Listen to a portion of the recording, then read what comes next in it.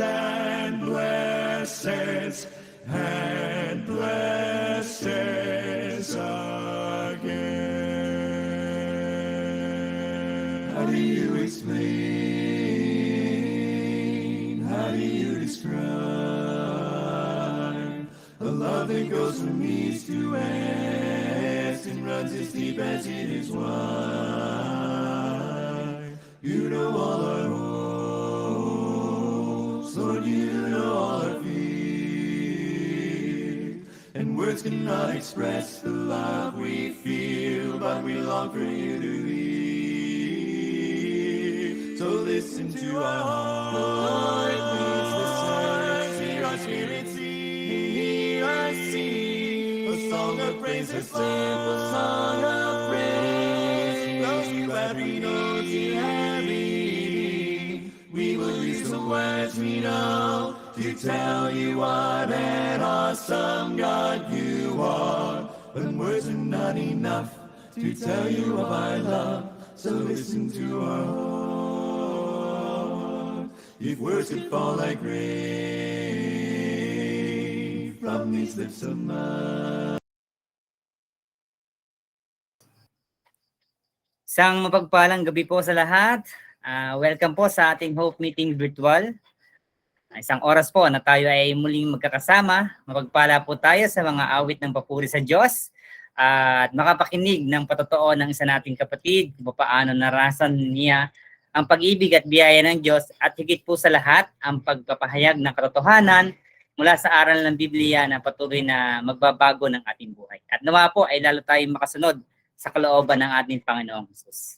At kagalakan po sa atin ang pagpapasa ng link po upang marami po ang maabot sa gawain ito para po makasama natin ating mga mahal sa buhay, kaibigan at mga kakilala. At gayon din po, lagi namin i-encourage kayo na bisitahin po natin ang ating FB group na C4 Hope Meetings kung nais niyo po muling mapanood at mapakinggan ang ating mga natapos na gawain sa nagdaang linggo. Pwede po muling balikan. Nakapost po dyan lahat. At simulan po natin sa sinasabi sa aklat ng Hebreo, Kabanata 6, talata 18 hanggang 19. Ganito po ang sinasabi, hindi nagbabago at hindi man lang nagsisinungaling ang Diyos. Kaya tayong nakatagpo ng kanyang kalinga ay panatag ang loob na umaasa sa pangako niya. Ang pag-asang ito ang siyang matibay at matatag na angkla ng ating buhay.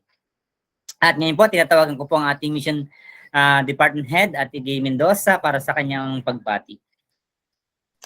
Sa atin pong mga masisipag na manggagawa, sa atin pong tech support at ang host po natin, Kuya Johnny, sa atin pong mga panauhi na sa unang pagkakataon ay nakasama po natin.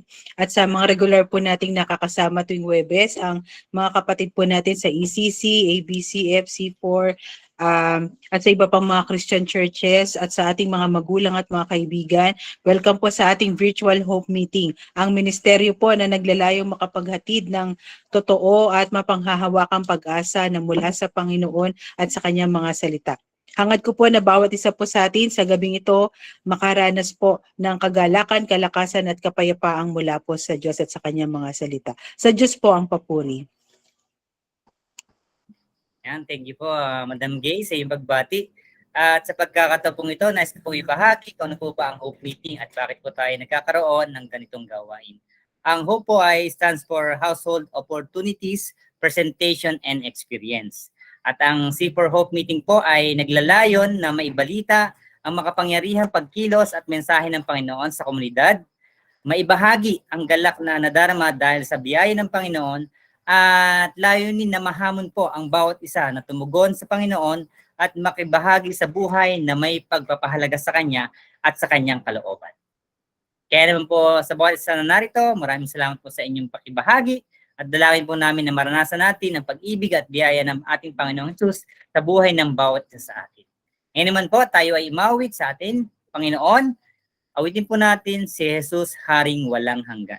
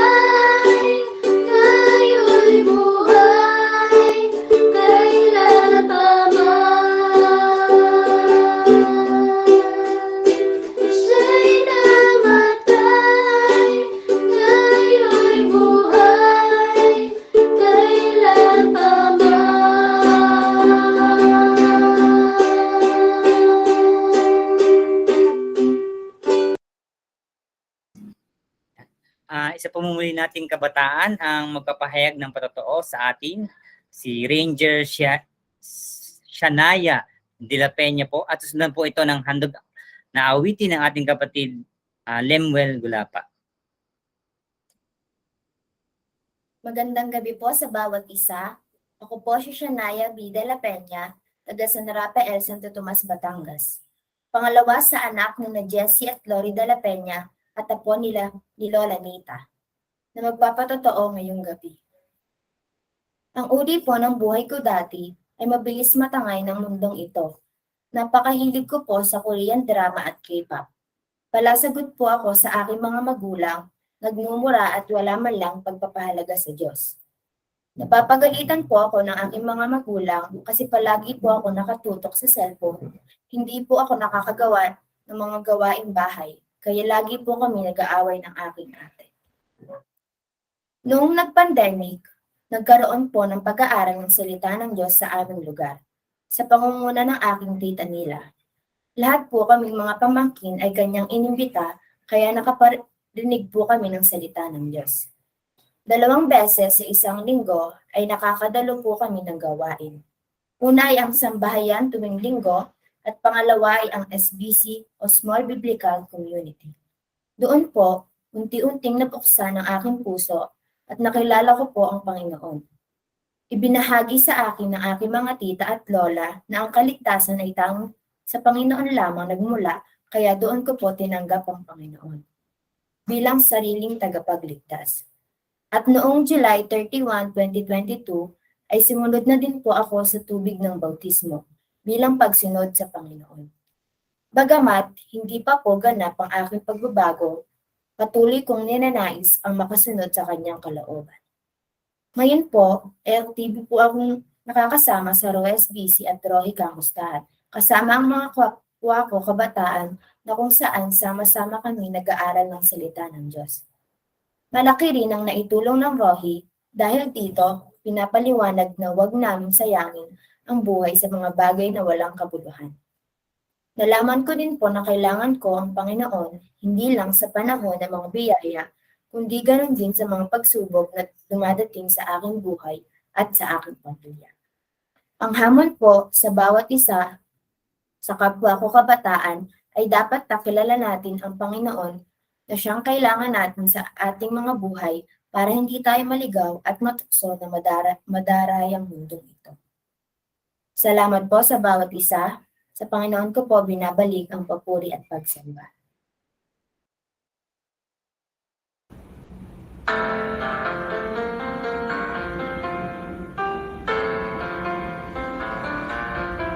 Sa aking pagtahak sa landas ng buhay, iba't ibang pasanin ang masusumpungan. Minsa'y may kalungkutan, minsa'y may pangamba, walang katiyakan at pag-asa. O kay sarap isipin na ang Diyos ay may layunin sa bawat suliranin. Nararanasan ko, di man maunawaan, paraan niya't kalooban, kay Jesus pa rin ang pagtitiwala ko. Ang pagtitiwala ko, may mga bagay na di maintindihan, na ang dakilang Diyos lamang ang tanging may alam.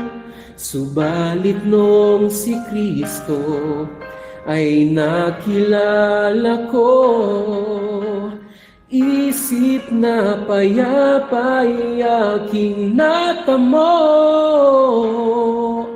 O kay sarap isipin na ang Diyos ay may layunin sa bawat suliranin.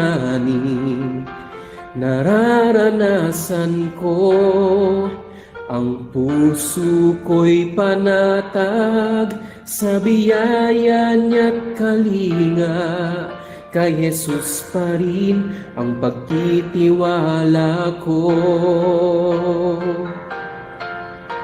Sa biyang karapat dapat siyang papurihan.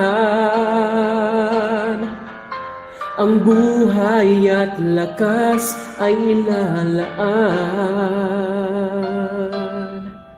kay Jesus.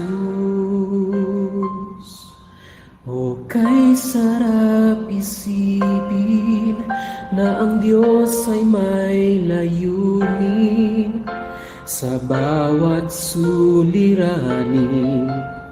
Nararanasan ko di man maunawaan paraan niya't kalooban. Kay Jesus pa rin ang pagtitiwala ko.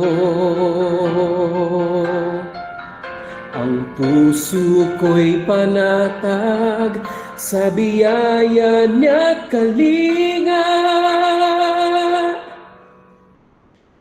Kay Jesus pa rin, kay Jesus pa rin, kay Jesus pa rin ang pagtitiwala ko.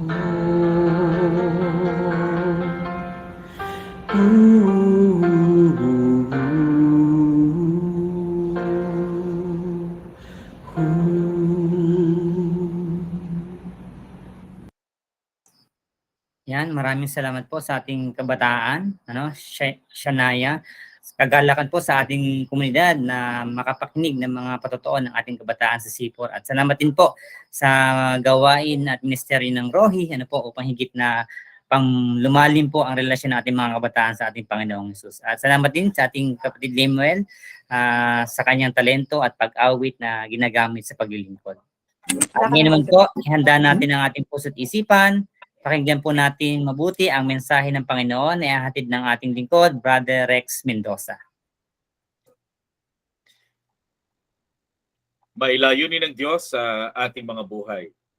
At kay Jesus pa rin ang ating pagtitiwala. Mayroon pong mga dumarating na mga pagsubok, mga mabibigat na mga sitwasyon, hindi natin maintindihan, subalit ang salita ng Diyos ay maliwanag. Kung ito ay ating pinagbubulayan at sa tulong ng Banal na Espiritu ay ating nauunawaan. Kay Jesus pa rin tayo pa nagtitiwala. Sa Kanya tayo tumatakbo, sa Kanya tayo nananangan. Siya ang ating hindi nagbabagong Diyos at siya ang ating pag-asa. Maraming salamat sa mensahe ng awit, Kuya Lemuel. Salamat din sa iyong patotoo, Shania. Tunay nga na napakadaming hamon ang kinakaharap ng mga kabataan sa ating panahon. Napakabilis na madala ang napakaraming kabataan na mailayo sila sa Diyos. Subalit tayo'y dumudulog sa Panginoon at tayo ay nananalangin na ang ating mga kabataan sa biyaya ng ating Panginoon ay matutunan ang salita. Biyayaan sila ng Panginoon ng pangunawa. At nagpapasalamat tayo na sa ating komunidad ay merong iba't ibang mga programa para sa kabataan, makatulong sa kanila upang ang Diyos ay makilala at ang Diyos ay paglingkuran ng merong katapatan. Magandang gabi po sa bawat isa sa inyo at welcome sa ating Hope Meeting. Layunin po ng ating Hope Meeting na ipahayag ang pag-asa na tunay, totoo, hindi huwad.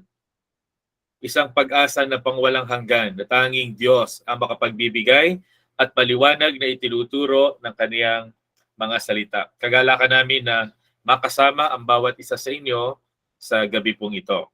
Sa ating pagpapasimula, kagaya ng ating nakagawian, tayo po ay mananalangin at meron ilang mga kapatid sa pananampalataya na idudulog sa Panginoon. Sasamahan natin sila sa pagkakataong ito sa isang panalangin. Ihiling tayo ng biyaya ng Panginoon sa bawat isa sa kanila. Tayo po ay manalangin. Aming Panginoon, sa gabi pong ito kami nagpapasalamat na muli po kaming magkakasama upang matuto mula sa iyong mga salita, madinig ang pag-asa na inyong ipinagkaloob, patuloy na ipinagkakaloob, at sa mga susunod na araw ay pag-asang aming panghahawakan na ito'y pag-asang tiyak at tunay at hindi puhuwad. Maraming salamat po sa gabing ito. Panginoon, ngayong gabi sa amin pong pagsisimula, magkakasama muna po kaming dumudulog sa iyo at nais po naming ipanalangin ang ilan sa amin pong mga minamahal na mga kapatid. Idinadalangin po namin ang amin pong Nanay Linda Makasadya sa kanya pong kalalagayan. Hiling namin na kayo, ang aming mabuting Ama sa Langit, ang kumatagpo ng kanya pong mga pangangailangan, magpadama patuloy ng inyong yakap at pagmamahal. Sa inyo ay walang anumang nalilingid, anumang kabigatan ng isip, ng damdamin. Maaari pong kami magkaroon ng kapayapaan at kapanatagan sa iyo. Kaya dalangin namin maging malapit po kayo sa Nanay Linda at maging sa kanya pong buong sambahayan. Panginoon, hindi abot ng aming mga isipan ang kanya pong kalalagayan. Kayo po ang aming tinitingnan bilang aming nag-iisang pag-asa sa buhay po ng amin pong Nanay Linda. Ganoon din po, naaalala po namin ang amin pong Nanay Helen Gulapa na nandun po sa Tandang Sora, Quezon City. Maraming salamat po sa inyong patuloy na pagsama sa kanya at sa buong sambahayan. Maraming salamat sa kanya pong pananampalataya, sa kanyang mga taon na ipinaglingkod sa iyo. Panginoon, siya man ay nasa banig ng karamdaman.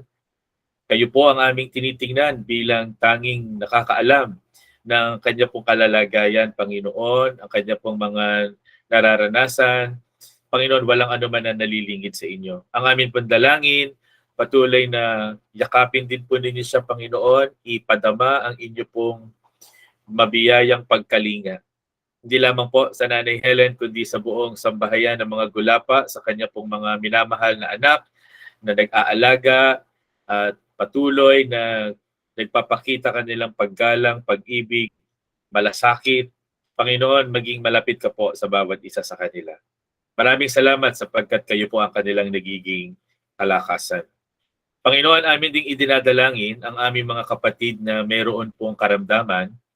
Lalo't higit yun pong may mga mabibigat na karamdaman na kinakaharap, na kanila pong nabalitaan, ang kanila pong kalalagayan. Panginoon, kayo po ang magbibigay ng kapayapaan na walang katulad.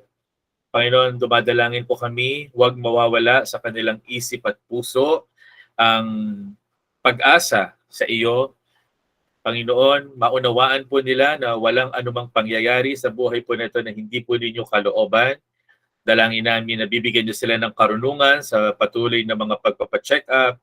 Ganon din sa mga dapat na maisagawa, bibigyan po ninyo aming hiling ng karunungan ang mga doktor sa kanila pong gagawing pagpapayo. Panginoon, dumadalangin po kami ng kakaibang sigla na nagmumula sa iyo sa kabila ng mabibigat na mga kinakaharap sa buhay po na ito. Nadaigin ng amin pong ng inyong presensya sa aming buhay, ang anumang karamdaman, ang anumang kalungkutan, at ang anumang mabigat na sitwasyon. Mapalitan, Panginoon, ng kapayapaan at kagalakang nagmumula sa presensya ng banal na Espiritu sa buhay po ng bawat isa sa amin. Panginoon, ngayong gabi, kami po ay dumadalangin ng inyo pong pagsama maging sa aming gagawing pag-aaral.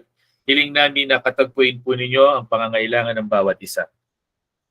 Kayo nawa, Panginoon, ang maitaas. Kayo po ang matanyag.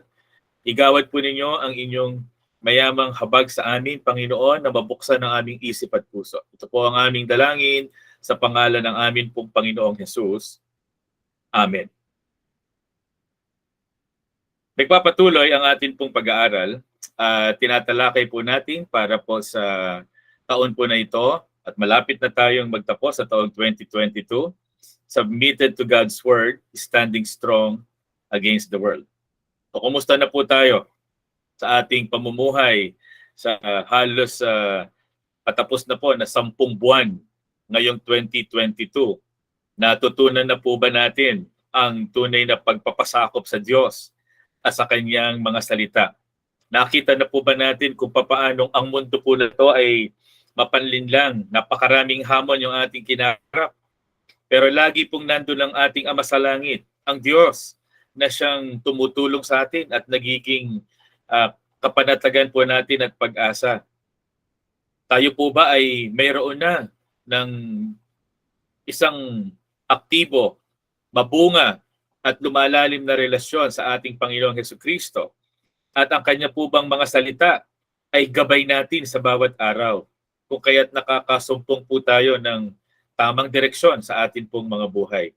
Ang tanging paraan upang makapagtagumpay po tayo laban sa mga hamon ng mundong ito ay magpasakop sa Diyos at sa kanyang mga salita. Hindi po kami magsasawa na ito po ay ulit-ulitin sapagkat kahit po sa kabuuan ng Biblia, ito po ang palaging binibigyan ng diin. Mayroong Diyos na sa atin ay lumikha. Siya po ang ating manlilikha na may karapatan sa ating mga buhay. Hindi natin siya maaaring baliwalain. At ang manlilikhang Diyos ay nagsasalita. Kailangan po nating basahin, kailangan nating pakinggan ang salita ng Diyos, kailangan nating unawain ito at tuparin sa ating pong mga buhay. Nagkakamali po yung mga taong nag-iisip na mayroon pong ibang kapamaraanan liban sa pagpapasakop sa Diyos na manlilikha. Wala pong ibang dapat pagkatiwalaan. Hindi yung ating mga sarili, hindi ang mga sistema, hindi ang mga organisasyon. At lalo pong hindi dapat asahan ang mga huwad na Diyos na itinuturo ng iba't iba pong mga tagapangaral. At yun pong mga naglilihi sa atin. Sinungaling naman po at mangmang yung mga taong naniniwala umano sa Diyos, subalit hindi naman sumusunod at pasakop sa utos ng Diyos. Ang Diyos at ang kanya pong mga salita, lagi po nating tatandaan, ay hindi mapaghihiwalay. Ngayon pong gabi, pinamagatan ko po ang ating pag-aaral na ito, ang salita ng Diyos na ating maririnig na to whom shall we go? Kanino pa kami pupunta? Ito po ay tugon sa mabigat na katotohanan at mabigat na mga pananalita ng nag-iisang tagapagligtas. Meron pong mabibigat na sinabi at may mabibigat na mga aral at turo ang ating Panginoong Hesus. Gusto ko po kayong tanungin sa ating pagpapakita. Ano ang iyong tugon sa ating Panginoong Hesus kapag ang kanya pong sinasabi, ang kanya pong iniaaral at itinuturo ay mabigat para sa ating pandinig? Humahamon sa ating isipan at damdamin. Paano po yung ginagawa nating tugon? Lalo po ba tayong lumalapit, tayo nagpapakumbaba, lumalapit sa kanya, nagpapasakop? O tayo po ay mayroong paglaban at pagmamalaki? Kanina po ay meron akong napanood na isang Facebook video kung saan ay pinaghambing yun pong mga tinatawag po na millennials, okay? Yun pong mga ipinanganak sa pagitan ng 1980s at saka hanggang year 2000 at yun pong mga ipinanganak ng 2000 hanggang 2020. When confronted and corrected, kapag daw po pinapagalitan, itinutuwid, yun pong mga millennials, yung mga ipinanganak ng 1980s hanggang year 2000, nababagbag daw po yung damdamin. Yung iba nga po ay umiiyak, nalulungkot, pero natututo, nahahamon, pinagbubuti, lalong humuhusay at dahil doon ay nagtatagumpay. Pero yun daw pong mga kapanahunan ngayon, yun pong Generation Z, yung Gen Z kung tawagin, kapag daw po pinagalitan, pag daw po itinuwid, tititigan sa mata, yung pong mga nagsasalita sa kanila at kakayanin kung sila man ay magulang at kung sa trabaho daw po ay magsasabi na sila po ay magre-resign. Paano ang ating tugon sa mga confrontation, sa mga pagtutuwid, lalo na kung ang pinag-uusapan ay ang aral ng ating Panginoong Hesukristo. At ngayong gabi, narito po ang isang halimbawa na maaari nating kapulutan ng aral. Dito po sa Juan, Kabanatang 6, talatang 53 hanggang talatang 56, ay ganito po ang ating matutunghayan.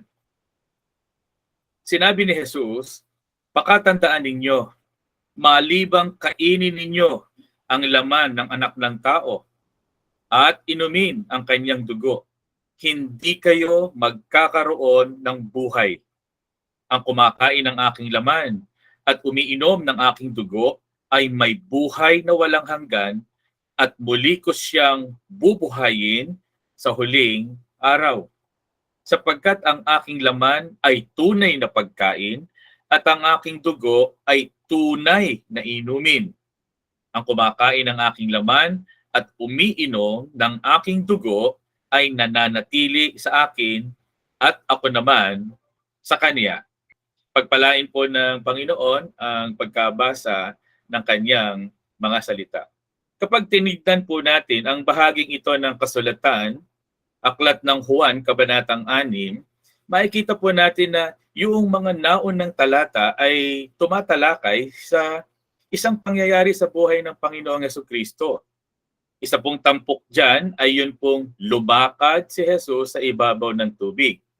Subalit, marami po ang hindi nakakaalam marahil na meron pong pangyayari bago po lumakad ang Panginoong Hesukristo doon sa ibabaw ng tubig. Meron siyang ginawa na isa pong himala.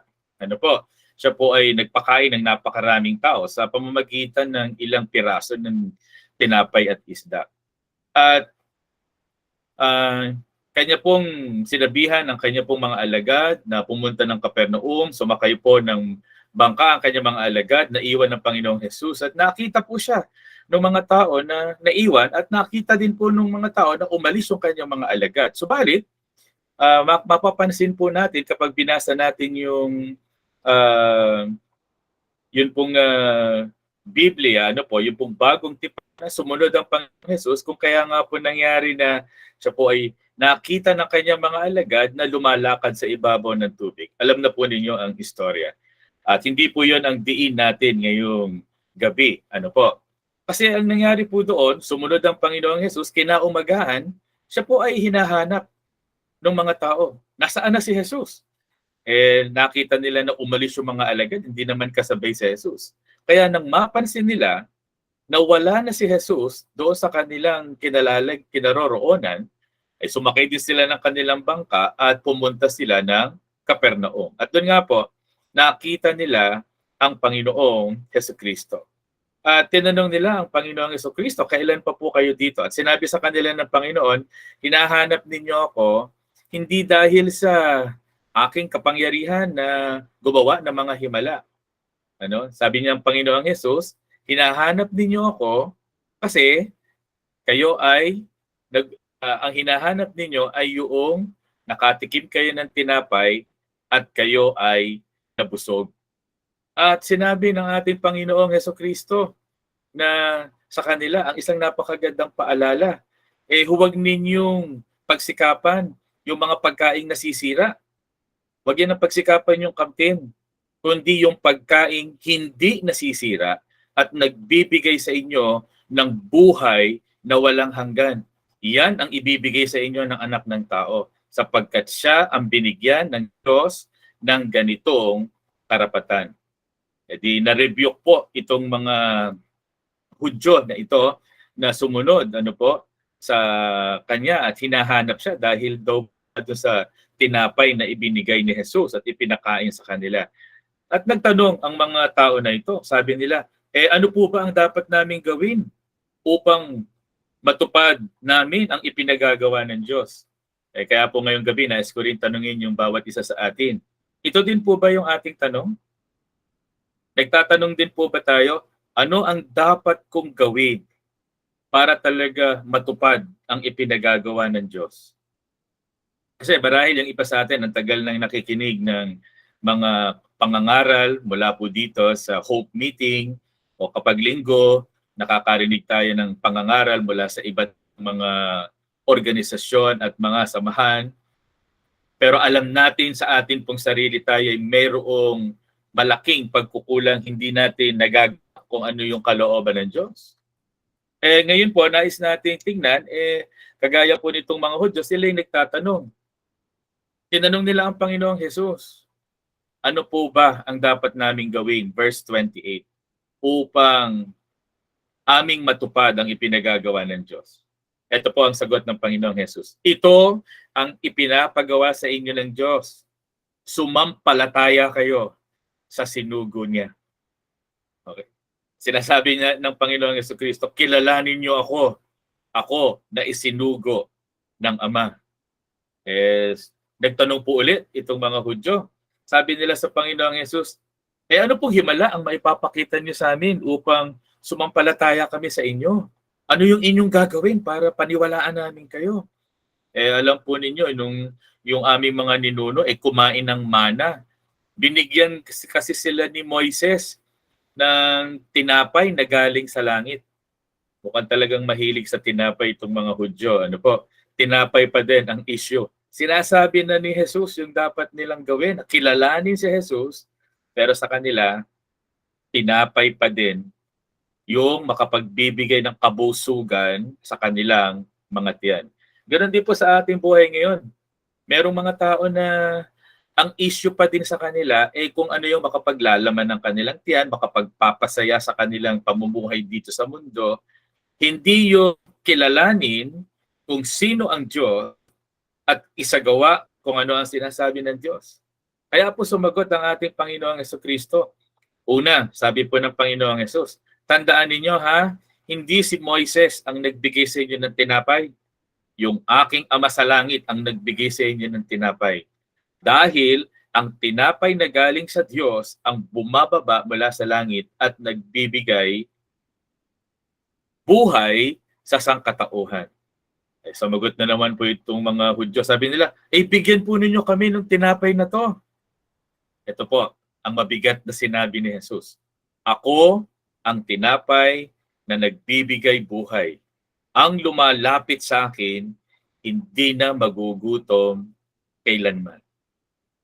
At ang sumasampalataya sa akin, hindi na mauuhaw kailanman. At ito po ang aking binasang talata. Sabi ni Jesus, siya po ang tinapay. Siya po ang bumababa mula sa Ama. Dapat siyang kainin at inumin. At sila po'y magkakaroon ng buhay na walang hanggan. Kung saan, ang mga tao pong ito ay hindi matanggap ang sinabi ng Panginoong Jesus na dapat siyang kainin sapagkat siya ang tinapay na bumababa mula sa langit. Kasi nga po, ang kanilang isipan ay makalaman. Ang iniisip po nila ay yung literal na pagkain ng tinapay na kung saan sila po ay mabubusog at sila po ay magkakaroon ng buhay na walang hanggan. Kaya po tingnan natin yung susunod na slide. Ano po? Yung susunod na slide ay nagsasabing hard saying and people are offended. Meron pong mabigat na pananalita at ang mga tao po ay nangatison. Hindi nila matanggap ang isang madiin na pagtuturo ng ating Panginoong Jesus. Ano po yung kanilang sinabi sa isang napakabigat na sinabi ni Jesus? Sabi po nila, hindi ba ito si Jesus na anak ni Jose? Kilala natin yung kanyang tatay at nanay. Paano niya masasabi ngayong bumaba ako mula sa langit? Kasi naiintindihan po ng mga Hudyo yung sinasabi na bumaba ako mula sa langit. Ang ibig sabihin po noon ay likas po kasi ng Diyos yun. Kasi alam po ng mga Hudyo na hindi kailanman mangyayari ito sa basta-basta lamang na tao. Diyos ang nakagagawa nun. Diyos ang nagpapahayag ng kanyang sarili. At sa puntong yun, sila po ay tama. Pero, hindi po nila matanggap na si Jesucristo at hindi basta taong kagaya po nila. Siya'y tunay na tao, pero siya po'y mula sa Diyos. Siya po ang salita na nagkatawang tao. Kaya sa mabibigat na pananalita ng ating Panginoong Hesukristo, ito po yung kanilang tanong. Hindi ba anak lang to ni Jose? Kilala natin yung tatay at nanay. Bakit niya sinasabing bumaba siya mula sa langit? And then, yung sunod, sabi po, paanong maibibigay sa atin ng taong ito ang kanyang laman upang makain natin?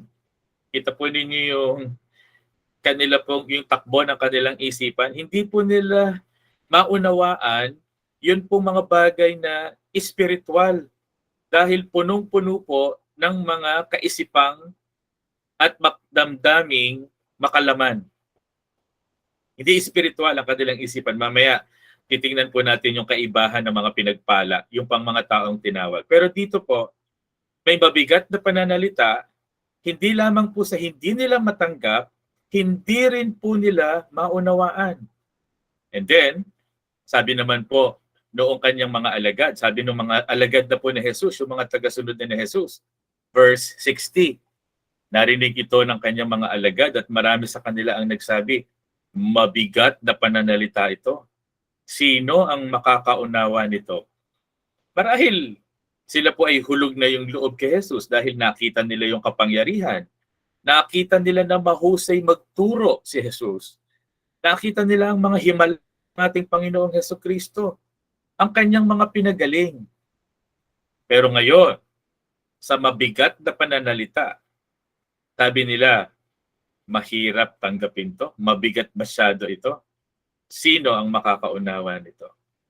Pero alam po ninyo, walang lingid sa ating Panginoong Jesus. Po doon sa talatang 61. Ganito po ang sabi. Alam ni Jesus na nagbubulungan ang kanyang mga alagad tungkol dito. Sinabi niya, dahil ba rito, tatalikuran na ninyo ako? Isang tanong na napakabigat rin. Na nangangailangan ng pagpapasya. Hindi mo matanggap, hindi mo maunawaan, o ano ngayon? Tatalikuran na rin ba ninyo ako? Tingnan natin yung susunod na slide. Nang magsalita si Jesus tungkol sa pagiging tinapay ng buhay, na siya tinapay na dapat kainin, na ang kanyang dugo ay dapat inumin, na bagabag ang mga tao. Bakit? Kasi gumamit siya ng matalinhagang wika na parang cannibalistic. Yung pag sinabing cannibalistic, yun po kumakain ng kapwa tao, yung mga cannibals. So tanong, yun po ba talaga ang sinasabi ng Panginoong Jesus? Na kainin ang kanyang laman at inumin ang kanyang dugo na siya yung tinapay na bumababa mula sa langit? Okay. Mabigat na pananalita para sa kanila, hindi nila maintindihan. Second bullet, mahirap intindihin. Meron pong na-offend. Ito po yung mga kulang sa pananampalataya. Marami sa kanyang mga disipulo ang umalis sa kanya. Sabi po ng talatang 66. Iniwanan si Jesus dahil sa mabigat na katotohanan na ito. Si Jesus ay nagtanong sa 12, nais din ba ninyong umalis? Kita po ninyo, kapag tayo po ay nasa kalagayan po natin at tayo po ay makasalanan at isinumpa ang katotohanan, sapagkat ang katotohanan ay mauunawaan lamang natin sa pamamagitan ng pagkilos ng Banal Espiritu at ito'y biyaya ng Panginoon. So kung tingnan natin yung sumunod na grupo ng mga talata na babasahin ko, Juan Kabanatang 6, talata 10 at 6. Sinabi ni Jesus, pakatandaan ninyo, malibang kainin nyo ang laman ng anak ng tao at inumin ang kanyang dugo, hindi kayo magkakaroon ng buhay. Ang kumakain ng aking laman at umiinom ng aking dugo ay may buhay na walang hanggan at muli ko itong bubuhayin sa huling araw sapagkat ang aking laman ay tunay na pagkain at ang aking dugo ay tunay na inumin. Ang kumakain ng aking laman at umiinom ng aking dugo ay nananatili sa akin at ako naman sa kanya. So ito po yung binasa ko din kanina na mabigat na pananalita. Pero tingnan po ninyo ang kaibahan ngayon sa mga taong binigyan ng kaunawaan sa pamamagitan ng banal na Espiritu. Because the Spirit gives life. The chosen, blessed. Yun pong mga tunay na kay Kristo, bibigyan ng buhay, mauunawaan po nila ang sinasabi ng Panginoong Hesus. Tingnan po natin. Ang Espiritu, sabi po doon sa talatang 63 hanggang 65. Pwede po niyong basahin kasabay ko. Ano po? Kahit hindi na po kayo mag-unmute. Already, basahin po natin.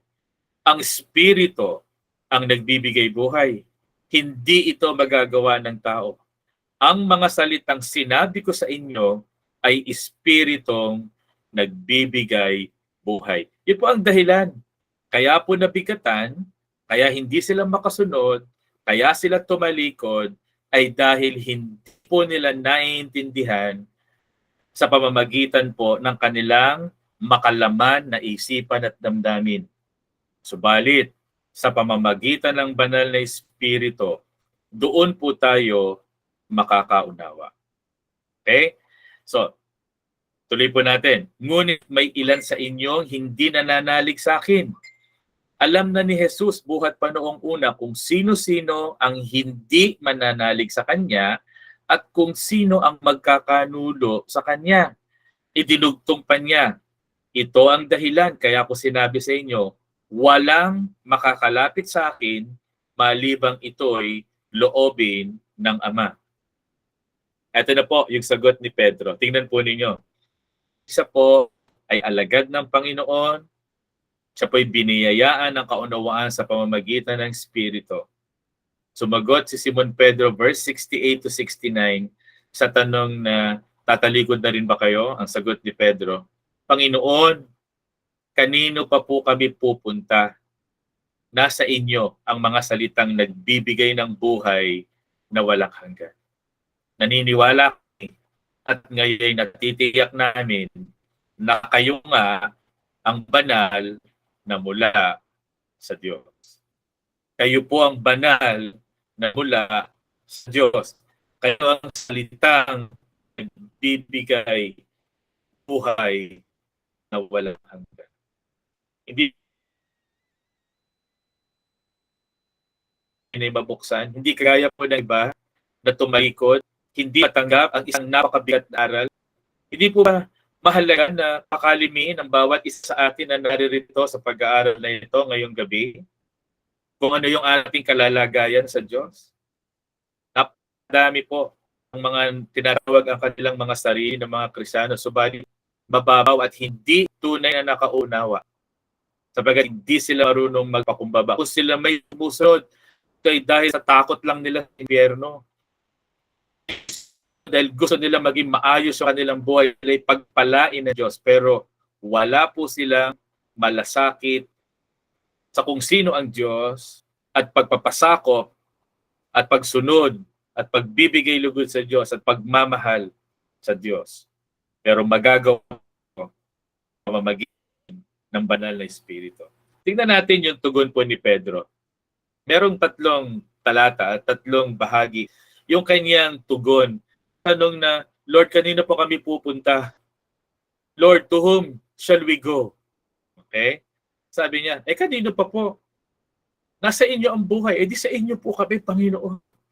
Kung hindi po sa inyo, walang mangyayari doon sa aming buhay. Ganito din po ba yung damdamin natin, mga minamahal na kaibigan? Napakadami nating mga options. Umayaw tayo sa Panginoong Jesus. Sabihin, dito na lang ako. Ito na lang yung aking gagawin. Kaya nga po, ayaw na ayaw ko po yung mga kataga na yung sinabi po ng ibang mga tagapangaral, na idagdag mo yung Panginoon sa buhay mo. Huwag mo siyang kakalimutan, ha? Idagdag mo siya sa buhay. Nais ko pong sabihin na ang Diyos ay hindi pandagdag sa buhay natin.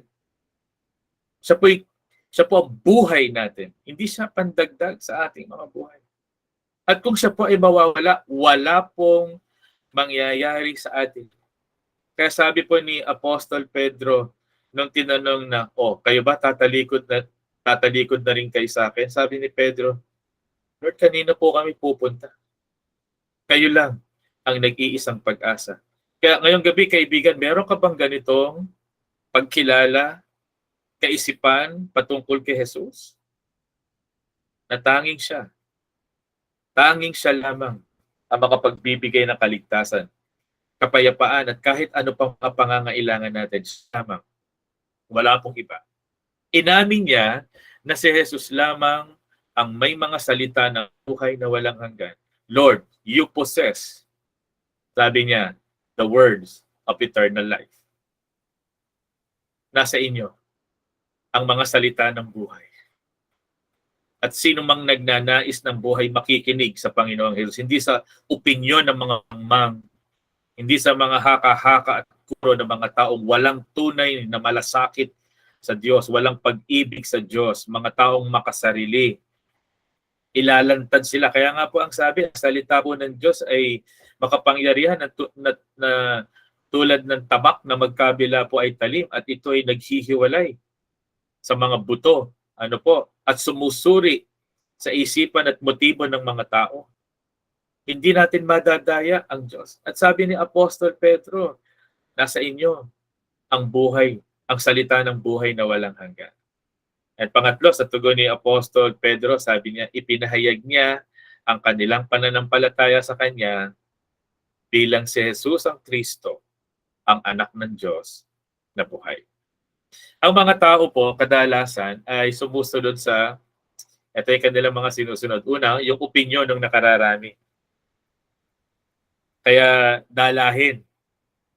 So gusto ko pong tanungin, yung bawat isa sa atin, dalahin po ba kayo sa opinyon ng mga nakararaming mga tao? Yung mga kaibigan po natin na walang tao sa Diyos, tinatawanan ng Diyos, tinatawanan ng salita ng Diyos. Kanina po tayo kumakampi sa iba't ibang mga issue at mga usapin sa moralidad, usapin sa politika, usapin sa ekonomiya, dala-dala po ba tayo ng mga nakakarami? Ganun ba tayo talaga kahina na magdesisyon para doon sa sarili? Talagang mahina po tayo pag sa ating sarili, pero hindi po ba dapat natin makita, Lord, ang hirap magdesisyon. Lord, ang daming sinungaling. Lord, ang daming mga manloloko. Lord, ang daming kaaway. Kailangan ko po ng isang dakilang kapangyarihan. At tama ka. Ang isang kapangyarihan na yon ay tanging ang Diyos. Kanino pa nakikinig ang mga tao? Yung ipinagmamalaking karunungan ng mga tao. Okay. Halimbawa po, hindi sila naniniwala sa Diyos, pero naniniwala po sila sa evolution. Na ang lahat ng nakikita natin na sobrang nasa sa ayos, sophisticated, nanggaling sa pamamagitan ng mga wala, yung nothing, at nagkaroon ng everything that is so sophisticated. Hindi po ba kamangmangan yun? Pero natatakot po tayo. Mas gusto nating paniwalaan yan kesa yung mabigat na pananalita na sinasabi ng salita ng Diyos. Mayroong manlilikha. Siyang nagmamayari, siya ang gumawa, sa kanya lahat ng ito. Ayaw natin. Mas gusto natin yung kamangmangan ng karunungan tinatawag ng mga tao po ngayon. Then yung pangatlo, yung turo at aral ng mga nangangaral. Bilib na bilib po tayo doon sa mga nambola, yung nangangako na tayo payayamanin, pagagalingin. Pero ayaw natin doon sa mga nagtuturo ng katotohanan kung paano talagang tayo ay mailalapit sa Diyos. Kung paano susunod sa kalooban ng Panginoon. Gusto natin yung mga nagtuturo at nangangaral na ang bibigyan lugod ay yung ating sarili kung pagpapalain pa tayo ng Diyos, talaga bang tayo gagaling. Hindi po yung magpasakop sa kalooban ng Panginoon. Pero naman ang sinusunod yung kanilang konsyensya. Yung conscience. Hindi po magandang batayan yung konsensya. Higit ang salita ng Diyos kaysa sa ating konsensya kasi baka yung ating konsensya nagkakamali. Okay? May magandang layunin pero mali. Kaya nga po yung pananampalataya, dapat yung may tinatawag sa Latin na notitia, right information. Kasi kung hindi right information, pwedeng hulog yung ating loob, yun ang sinasabi ng ating konsensya, pero mali ang impormasyon. Tingnan po niyo si Apostol Pablo, dito po sa aklat ng Gawa, talatang 26, kabanatang 26, talatang 9 hanggang 11. Tingnan po niyo yung sinasabi niya. Akala ko rin noong una, dapat kong gawin ang lahat ng aking magagawa laban sa pangalan ng Jesus at taga Nazaret. At ganoon nga ang ginawa ko sa Jerusalem. Maraming Kristiyano ang aking pinabilanggo, batay sa kapangyarihang ibinigay sa akin ng punong pari ng mga Hudyo. Isa rin ako sa mga humatol ng kamatayan. Pinupuntahan ko bawat sinagoga at sino man sa kanilang abutan ko doon, pinaparusahan ko upang piliting magsalita laban kay Jesus. Sa tindi ng puot ko, pinag-uusig ko sila kahit sa mga lukod sa ibang bansa. So hindi po sapat yung konsensya. Hulog-hulog yung ating loob pero mali. Ang kailangan natin ay salita ng Diyos. And then, yung pong iba, hindi lamang po konsensya, yun pong dikta ng kanilang pakiramdam. Yun ang kanilang sinusunod. Kung ano yung kanilang maramdaman. Ang Diyos po nila ay yung kanila pong mga pakiramdam. Kung ano yung magpapasaya sa kanila, magbibigay sa kanila ng magandang pakiramdam, ano po, hindi yung katotohanan. So, ang tanong, to whom shall we go? Kanino ka pupunta? Kanino ka lalapit? Sino ang pakikinggan mo? Minamahal na kaibigan. Maging ngayon, sa paglago, kung sinasabi mo ikay may relasyon sa Panginoon, kanino ka pumupunta upang lumago? Mahigit 2,000 taon na lumipas mula nang si Jesus ay dumating dito sa lupa. Sa buong panahon na yon, meron pa bang isang guro na kagaya niya na nagpahayag ng katotohanan at pag-asa na mapanghahawakan nating tunay? Kabilang sa mga pilosopo at espiritual na guro tulad ni Zoroaster, ni Krishna, si Buddha, si Moses ng Kristyanismo, si Muhammad ng Mecca, si Joseph Smith ng Mormons, si Gandhi, sa pagbanggit ng ilan.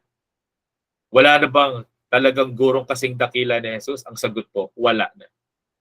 Nagtanong si Apostol Pedro, Panginoon, kanino po kami pupunta? Hindi dahil nagtatanong siya na meron pa bang iba. Ang tatanong ni Apostol Pedro ay isang pagsasabing, Panginoon, wala nang iba, tanging ikaw lang. Peter was not asking Jesus to name someone else for the disciples to follow. Peter was saying, by his question, Lord, there was no one else. There is no other else. Tanong ko po sa bawat isa sa atin ngayon, kumbinsido ka ba doon, kaibigan? Wala nang iba sa mundo na to. To whom shall we go? Ito po, we go to Jesus Christ, the Son of the living God. We go to the apostles' teaching taught by the faithful servants of God. Doon po tayo pupunta sa iniaral sa atin ng mga taong tinuruan ng Panginoong Jesus, ang mga apostol. We go to the Word of God as we are led by the Spirit of truth. Nais ko po magtapos sa pagsasabi na maraming sinabi si Jesus na mabibigat. Ayan, tanong ko po, dahil ba mabibigat itong mga sinabi na ito ni Jesus? Tatalikod tayo sa Kanya at ayaw nating sumunod? Halimbawa, sabi ni Jesus, mahalin mo ang umuusig sa iyo. Sabi natin, mahirap yan. Ayoko na inuusig ako. Meron nagsabi sa akin kaya ayoko maging Kristiyano Kasi naniniwala naman ako pero ayoko maging Kristiyano kasi pag naging Kristiyano dumadami ang pag-uusig at pagsubok, hindi ko kaya. Talaga? Sabi ng Panginoong Jesus, magpatawad kung paano ikaw ay pinatawad. Hirap magpatawad? Sabi ng Panginoong Jesus, ibigin siya ng higit kaysa sa iyong ama, ina, asawa, anak. These are hard sayings. Bakit? Ipipilit mo na mas mahal mo yung iyong asawa? Ipipilit mo na mas mahal mo yung iyong magulang kaysa kay Jesus? Sabi ng Panginoong Jesus, hindi kapayapaan ang dala ko nung ako'y dumating, kundi pagkakabahabahagi. Ibig sabihin, meron pong pagkakabahabahagi because of our loyalty to Christ. And that is a hard teaching. Sabi din ng Panginoong Jesus, ikakahiya ko ang sino mang ikahiya ako sa mundo na ito. Sino mang ikahiya ako sa mundo na ito, sa makasalanang mundo na ito, ikakahiya ko rin sa aking Ama at sa harap ng mga anghel sa langit. These are hard sayings. Sabi ni Jesus, pasanin. Sino mang gustong sumunod sa akin, pasanin ang sarili niyang krus. Mabigat, hindi po ba ang krus? At ito po, pinakamabigat sa lahat. Sabi ni Jesus, walang ibang daan. Siya lamang ang nag-iisang daan. Next slide. So, you are in danger kapag ang Panginoong Jesucristo ay iyong pinagmalakihan. Kapag ang Panginoong Jesucristo ay iyong tinalikuran. Pag ang nag-iisang solusyon kung hindi kinilala at hindi nagpakumbaba, ikaw ay isang mangmang na mamamatay sa iyong mga kasalanan at tiyak ang kapahamakan. Pero meron pong kapala. Ikaw ay ligtas kapag ikay tumakbo sa Kanya na makapagliligtas at talagang makatutulong. Yun ang nagmamahal, isang tunay na kaibigan, ang ating Panginoong Jesus. Dalangin po namin, kilalanin natin ang ating kawalang magagawa. Tumakbo tayo, panampalatayanan natin. We must believe Jesus Christ alone for our salvation. Huwag natin siyang ikahiya. Mabuhay tayo para sa Kanya. Awitin natin yung ating response.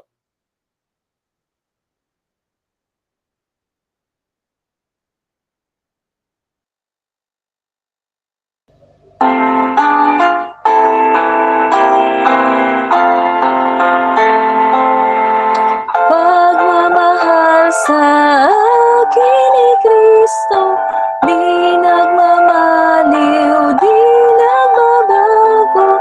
Buhay niya'y inihandog, nang ako'y matubos.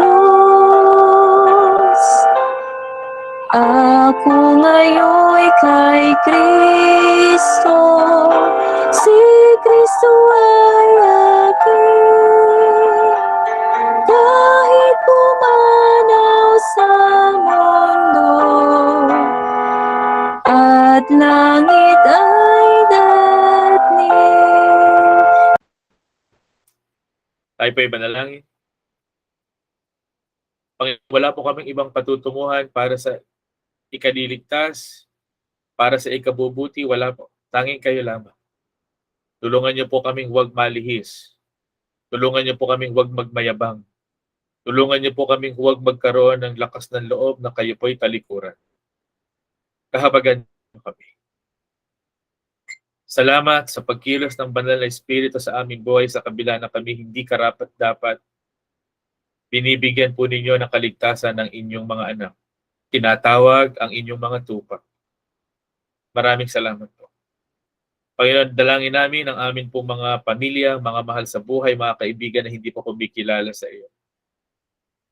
Kahabagan po ninyo sila, Panginoon. Maging sa pagtitipon na ito virtually ngayong gabi, patuloy po kayong mangusap sa bawat isa. Aming italaga ang aming buhay sa iyo na mayroong katapatan. Ito po ang aming dalangin sa pangalan na aming Panginoong Jesus. Amen. Magandang gabi po sa bawat isa. Maraming salamat po, Brother Rex, sa napakagandang hamon ng salita ng Panginoon sa gabi ito. At dadako po tayo sa pasalamat. Mabanggit ko po, in-encourage ko po na bawat isa ay makadalo, yung nais po magstay po sa ating Gospel Faithfulness Forum. Napakaganda po ng topic. Ang topic po ay patungkol sa Halloween. Po. Ngayon naman po yung ating pasalamat, kung kayo po ay nahamon na pagpala sa gabing ito, ay pwede po kayo magpasalamat, mag-unmute po, o kaya po ay mag-type po kayo sa ating chat box. Sabi po ni Ate Fe, family, Aguinaldo family, maraming salamat sa Panginoon sa buhay ng aking pamangkin na si Shanaya, na patuloy na nagnanais sa sumunod sa Panginoon. Salamat sa C4 community at sa Rohi na patuloy na humuhubog sa mga kabataan. Salamat din sa magandang mensahe ng awit, tanging sa Diyos lang tayo magtiwala, sa Diyos po ang papuri. Yan.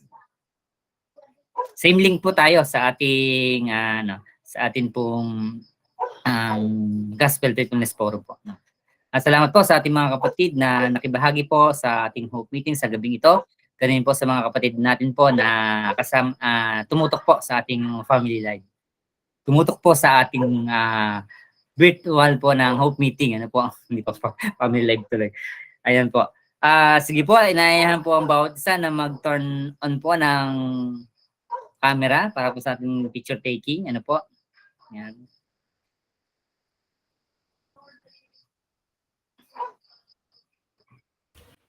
Sige po, bibilang po kaming 3. 1, 2, 3. Ay, wait lang po. Hintayin natin iba nagta-turn on ng camera. Ayan. Okay po. May 1, 2, 3. Ayan. Transition song lang po tayo at diretso na po tayo sa Faithfulness Forum. Thank you po. Wait po natin. Thank you po. Bye-bye.